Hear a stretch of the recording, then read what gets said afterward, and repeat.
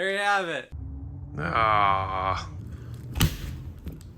So in the What Have I Done video, I showed the cross-pollination that this gal has. How she has Nissan steering, Ford Explorer rear end, Crown Vic brakes, Honda Accord electric brake booster, SN95 front Mustang suspension, SN95 Cobra brakes, and a fave, a Gen V Chevy motor. She's a bit of a mutt.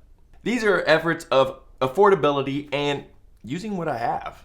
So now we stall the back glass from a Jeep. Just kidding, but if it had a chance of fitting, we might try it. While I'm waiting on a few bits and pieces to get this road test on the way, I wanted to share with you some breakthroughs I've found installing trim. So trim on a classic Mustang uses these little clips. And these little clips are like spring loaded, so these little clips attach to the studs around the windows of a classic Mustang. The problem is these clips are rarely like the original and don't have the same spring load and can be a very frustrating experience putting trim in a classic Mustang. My experience is I usually dent them and have to get new ones until I finally get it right. Fastback and coupe rear glass trim have been just sometimes excruciating for me and my friend Trey. There you have it. We both have struggled and spent hours struggling to get the trim in there just right without, well, scratching up things. For one, it always goes in after paint and things are always just a little more nerve-wracking. One mishap or wrong turn and your build could be scratched and there you go. As my old buddy said, you're pregnant. It really makes one love the patina look, quadruple toneness of my very first Mustang and just really ride with that. And that was one that you just really weren't as careful with the scratches for and you really didn't care if it got scratched. So this can be excruciatingly painful to put in the trim, but not this time.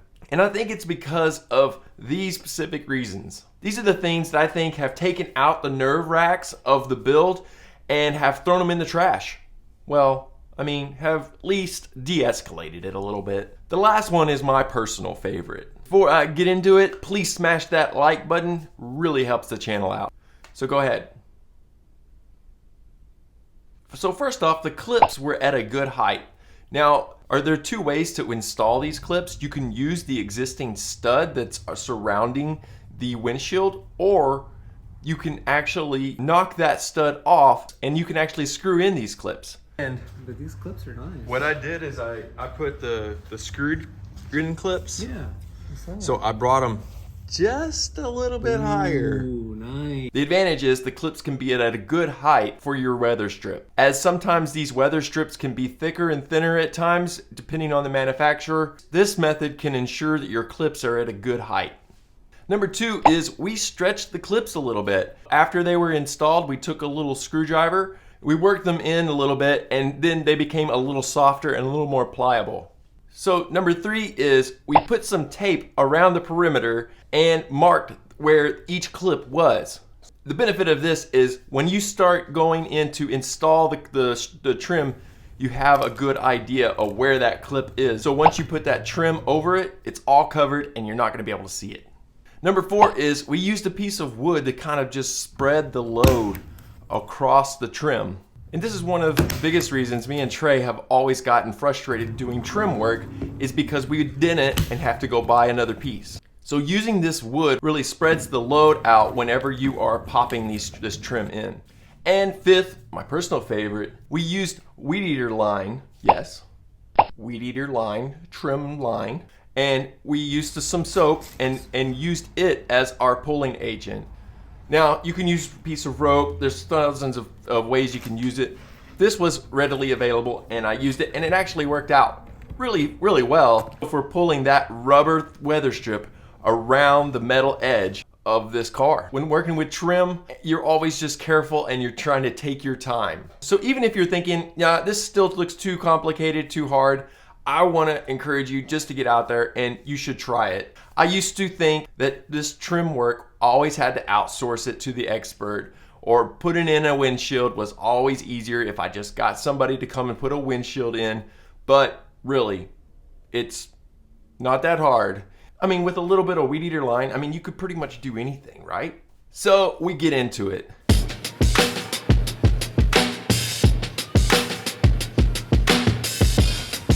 Like it's not broke? It's not broke. Here.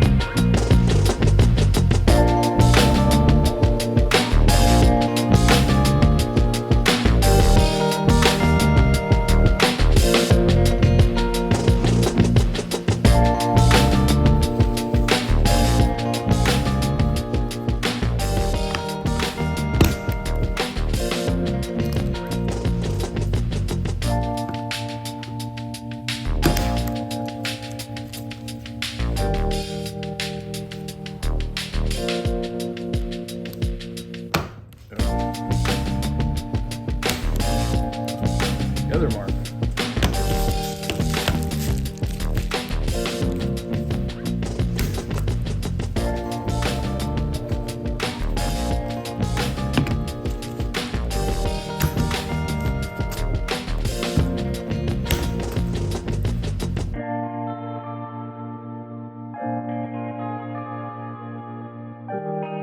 All right, we're ready to put trim in, but Trey just noted, and very well noted, and a great tip, guys.